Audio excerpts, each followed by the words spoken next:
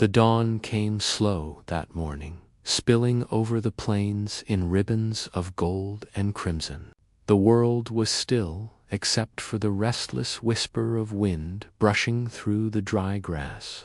Inside a small wooden barn at the edge of the valley, Elias Carter woke to the sound of hoofbeats in his dreams.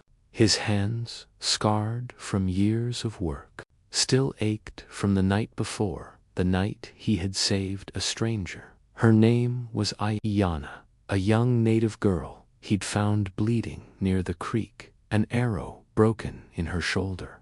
He didn't ask questions then. He only knew that she needed help. He'd brought her to his barn, stitched her wound with trembling hands, and stayed awake by the lantern until she could breathe easy again. Now, as the first light touched her face, Elias realized something. Saving her might have changed his life forever. Ayanna stirred, her dark eyes opening slowly. "You shouldn't have helped me," she whispered, voice hoarse but steady. Elias frowned. "Wasn't much of a choice. You'd have died out there." She looked away, her expression unreadable. "They will come." Before he could ask who they were, the sound came faint at first, like thunder miles away. Then it grew louder. The earth began to tremble. Elias stepped outside, heart pounding, and there they were, across the open plain. A line of riders stretched as far as his eyes could see, 100 native warriors, their horses glinting in the morning sun, feathers and spears rising like a storm. Elias froze. His barn, his entire life, seemed to shrink beneath the weight of that sight. Ayanna came to the door behind him, clutching her wounded shoulder. "They are my people," she said quietly, "and they believe you've taken me." Elias turned, his breath caught in his throat. "What do you mean, taken you?" Her eyes filled with sorrow. "They think you've kidnapped me, and they do not forgive easily." The riders halted at the edge of his land. Their leader, an older man with braids streaked in gray, raised his hand. His face was painted in red and white, his gaze sharp as an eagle's. A horn sounded, echoing across the valley. Elias felt his blood turn cold. He had done a good thing, a decent thing. But out here in the Old West, kindness often carried a cost. The line of warriors began to move forward, slow and deliberate, their shadows stretching long across the dirt. Elias could hear his own heartbeat. He glanced back at Ayanna, who stood pale and trembling. "Then, I guess," he muttered, reaching for his old rifle. "It's time we explain what really happened." The morning wind carried dust and tension in equal measure.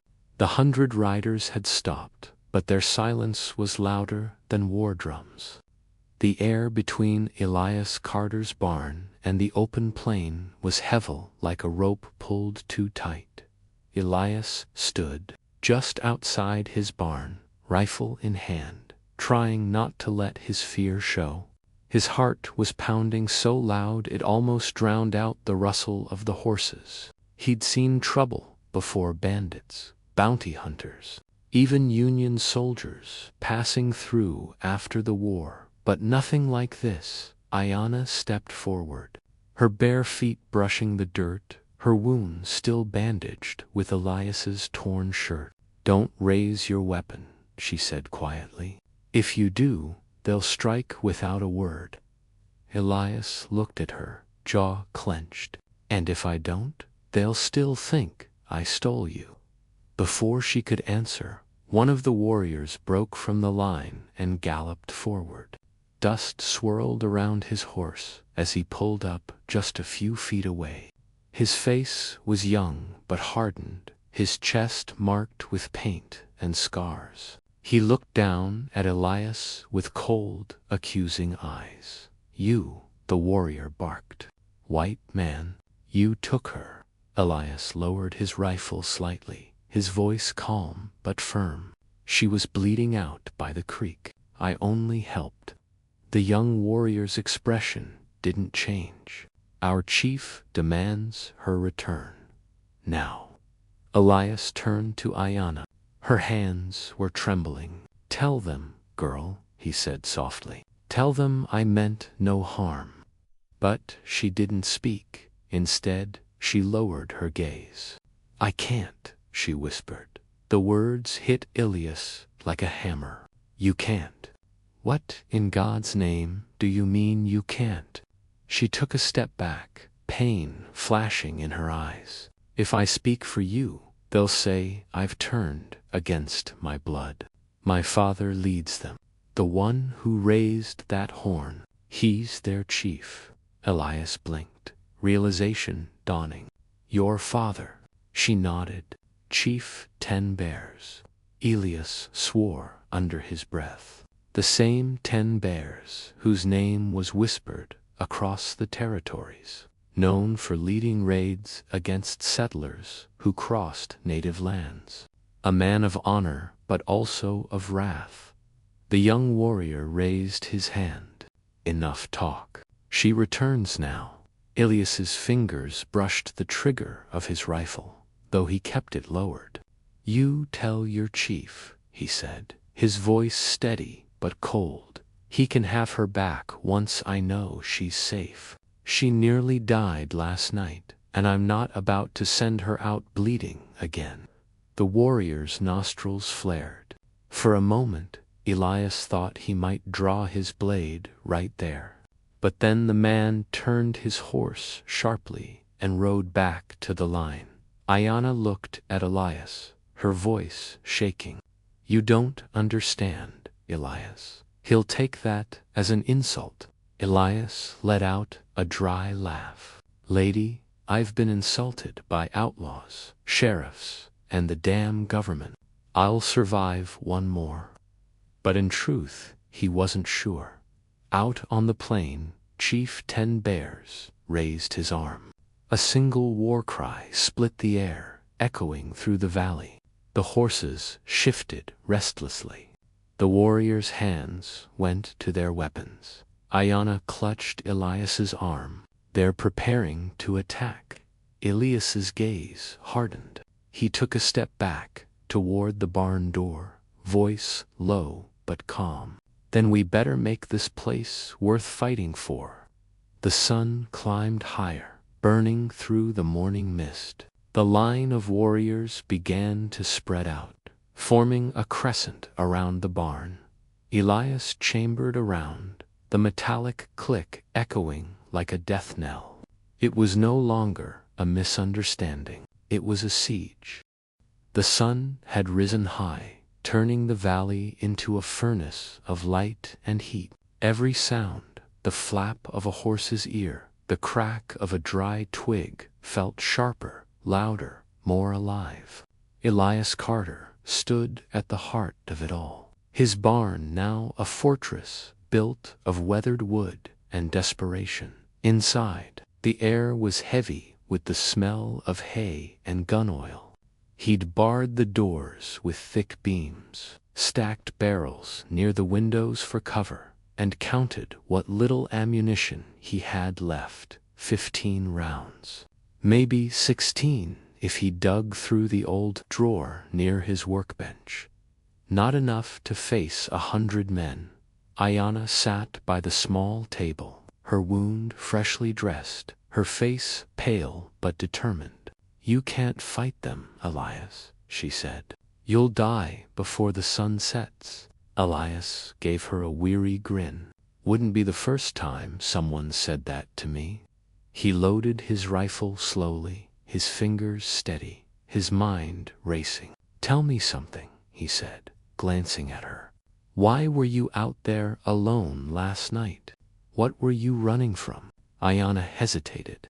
Her eyes flickered toward the window, where the distant warriors still waited like shadows in the heat. My tribe was attacked, she said softly. Not by settlers, by another tribe. I was sent to warn my father, but I never made it. I thought your land was empty when I fell." Elias frowned. "So you weren't running from me. You were running to him." She nodded. "And now he believes you took me prisoner." Outside, a sudden call cut through the air, a deep, throaty cry, followed by the thundering of hooves.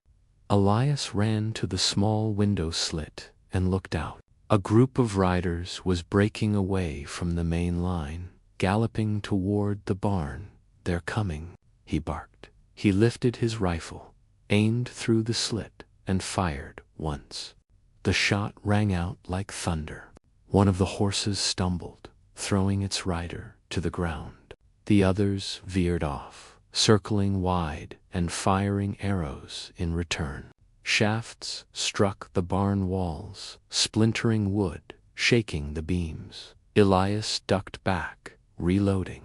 "Guess that answers whether they want to talk." Ayanna crouched beside him, fear flashing in her eyes. "My father won't stop. He believes you dishonored his blood." Elias exhaled sharply, sweat dripping down his brow. "Then maybe it's time to change his mind." He moved fast, dragged a table against the door, kicked open a trap hatch in the floor he'd built years ago for storing grain. "Down there," he said. "You'll be safe." But Ayanna shook her head. "If you die defending me, it will only prove their belief. Let me go. Let me speak to him." Elias looked at her like she'd lost her mind. "You step outside, they'll shoot before you take 2 steps. Maybe," she said softly, "but they're still my people. They'll listen if I remind them who I am."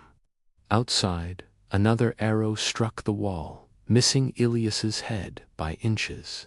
He cursed under his breath. Then he looked at her again, this young woman caught between 2 worlds, willing to risk everything to stop bloodshed. "You're either the bravest soul I've ever met," he said, "or the most foolish." "Maybe both," she replied with a faint smile. He took a deep breath and nodded. "All right then. But if anything happens to you," she interrupted, her tone firm, "you've already done enough. Whatever happens now is on me."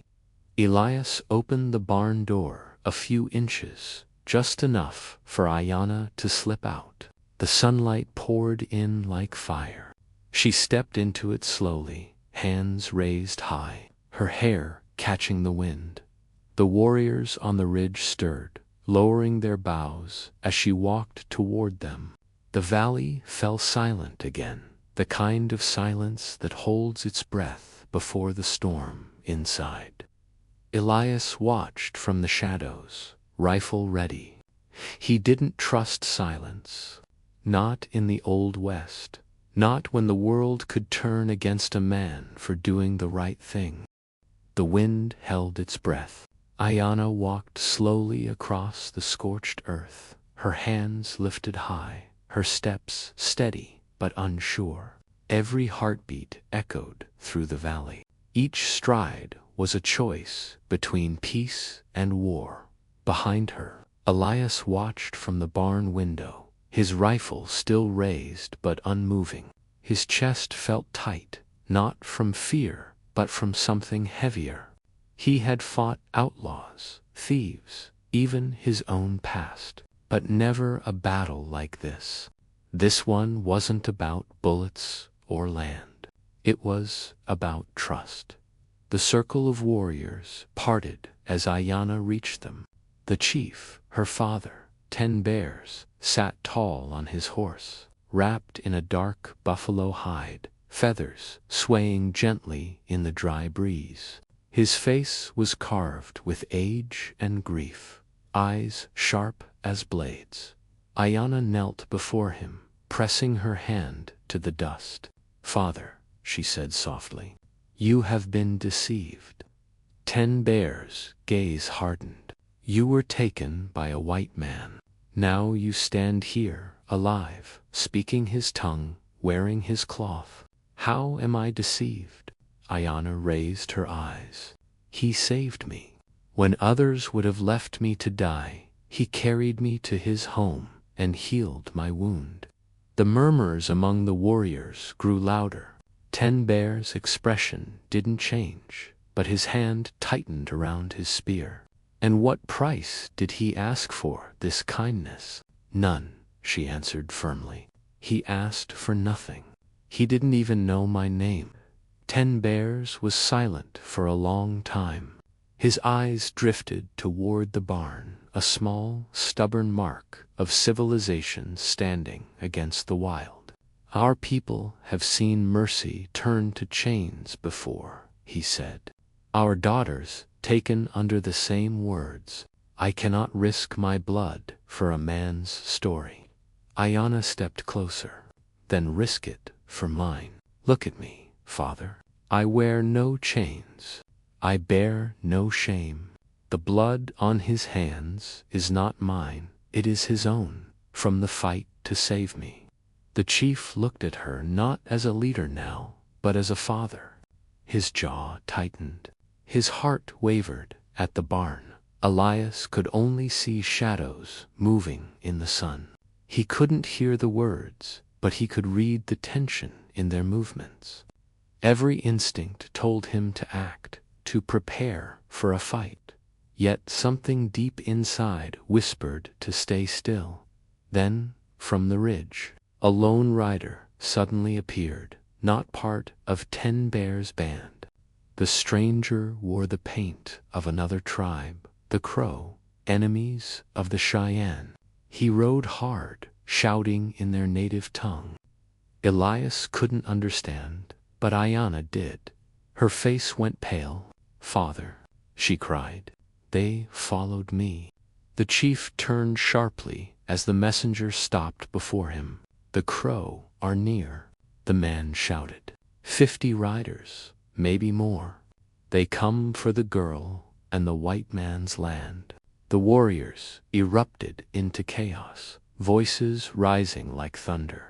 Elias stepped out from the barn, rifle in hand, his gut telling him what was coming.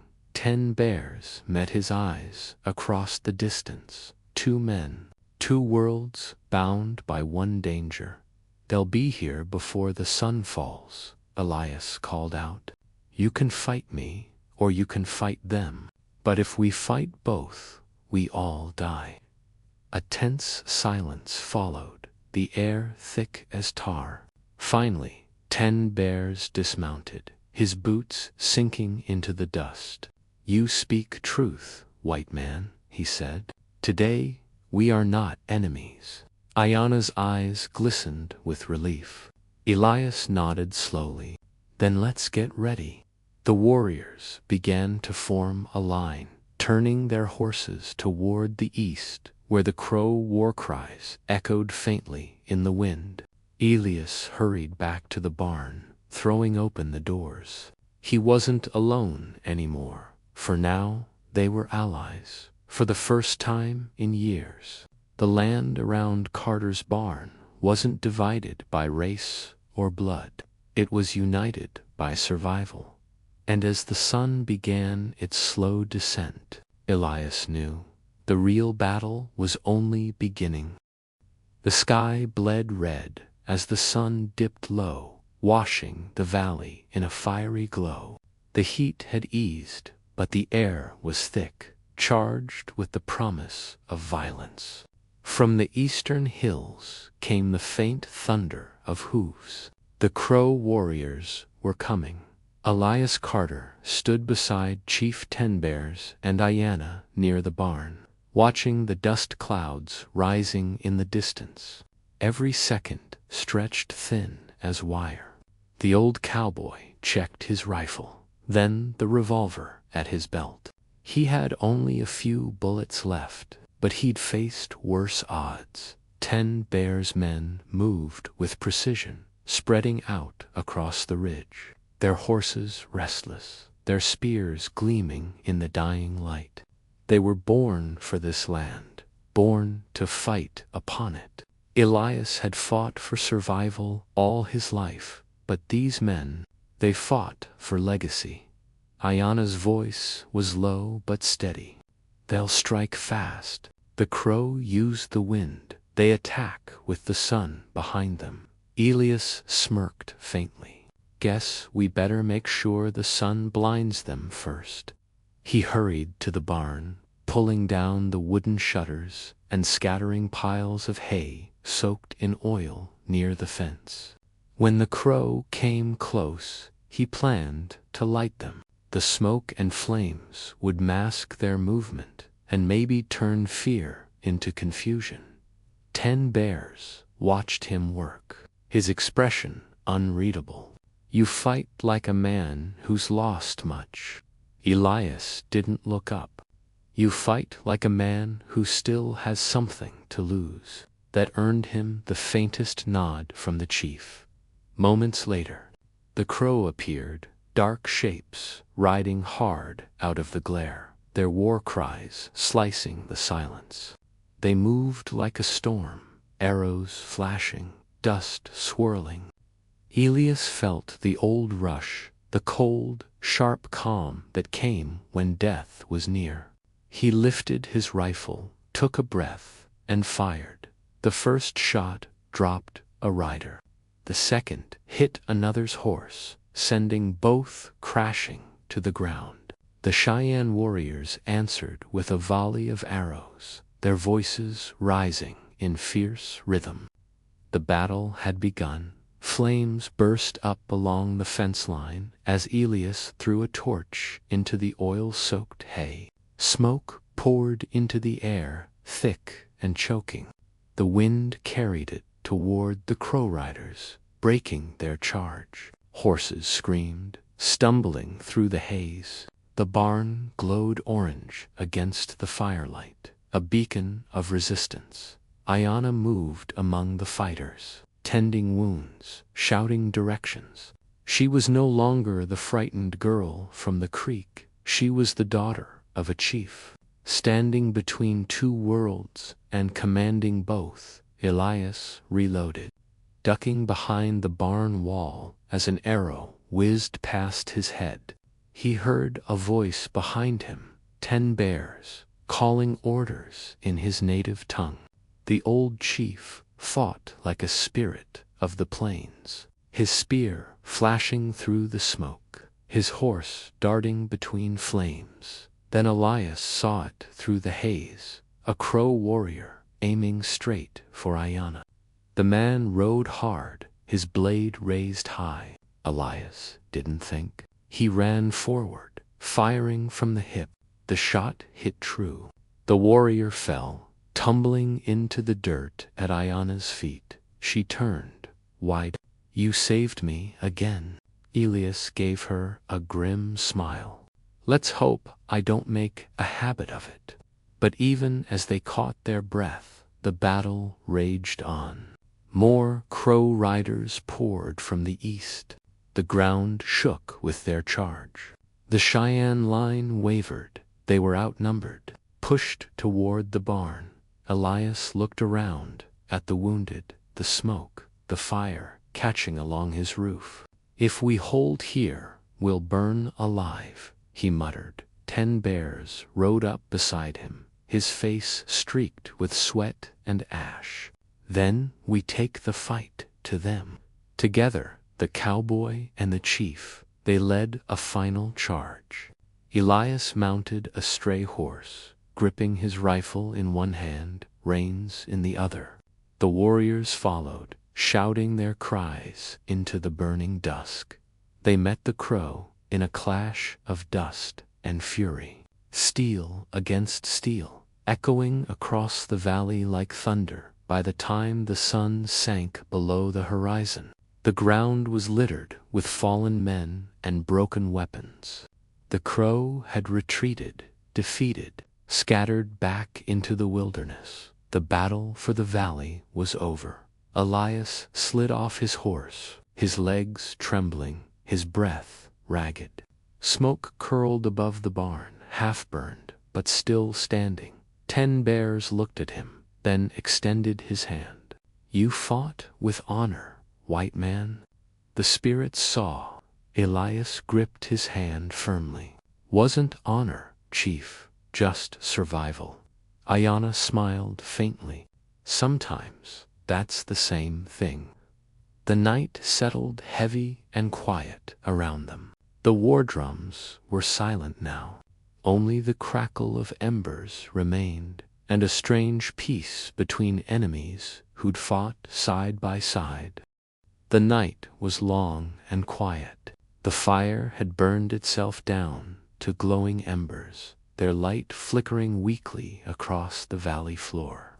The air still smelled of smoke and blood, the bitter perfume of survival.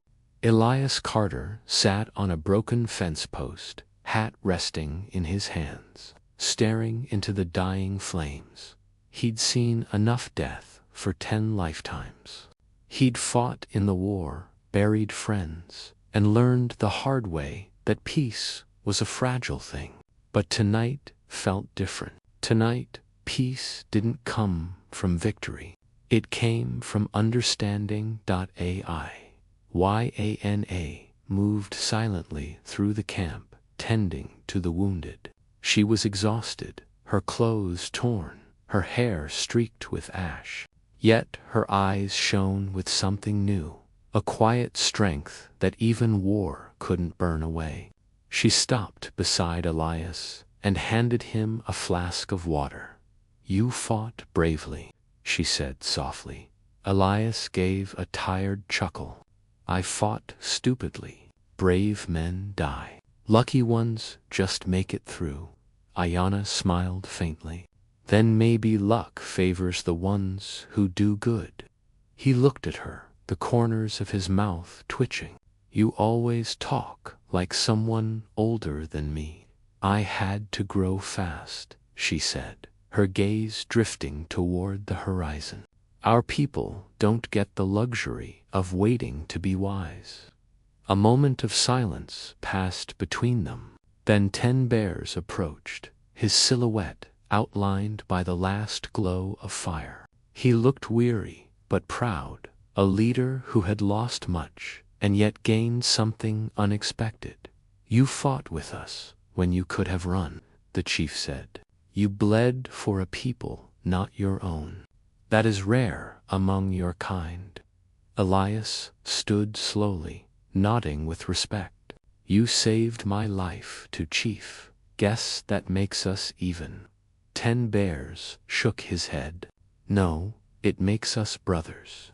For a man like Elias, words like that carried more weight than gold. He felt something shift deep inside him, the kind of peace he hadn't known since before the war. No bounty, no land deed, no coin could ever buy this. A second chance. The chief raised his hand to the rising dawn. "The crow will not return soon, but neither will we stay. This land is soaked with spirits now. We will move north to where the water runs free." Elias nodded. "Then I'll rebuild here. Maybe plant corn again. Maybe sleep for once." Ayana stepped closer. "You'll stay alone." He smiled faintly. "Solitude suits me. But I reckon you'll visit. Someone's gotta make sure I don't burn the barn down again." She laughed softly, a sound that melted the heaviness of the moment. "Maybe," she said. "Or maybe I'll bring a few warriors with me next time, just to keep you humble." Elias chuckled, tipping his hat. "Wouldn't expect anything less." As the sun rose over the valley, light spilled across the battered land, over fallen arrows, broken fences, and faces marked by both pain and pride. The barn still stood, scarred but strong. Much like the man who owned it, 10 Bears and his warriors rode out at dawn, their silhouettes fading into the golden haze. Ayana looked back once, just once, her eyes meeting Ilias's across the field. Then she turned and followed her people. Elias watched until the last horse disappeared behind the ridge. He took a deep breath, the air cool and clean. For the first time in years, the valley felt alive again. He walked back toward the barn, sunlight glinting off his rifle. The past had taken enough from him. The future, well, that was his to build now. As he reached the doorway, he paused, looking out at the endless stretch of land. The wind moved through the grass like an old friend. Elias smiled to himself. The west was still wild, but maybe, just maybe, there was room in it for men who did the right thing, even when it cost them everything.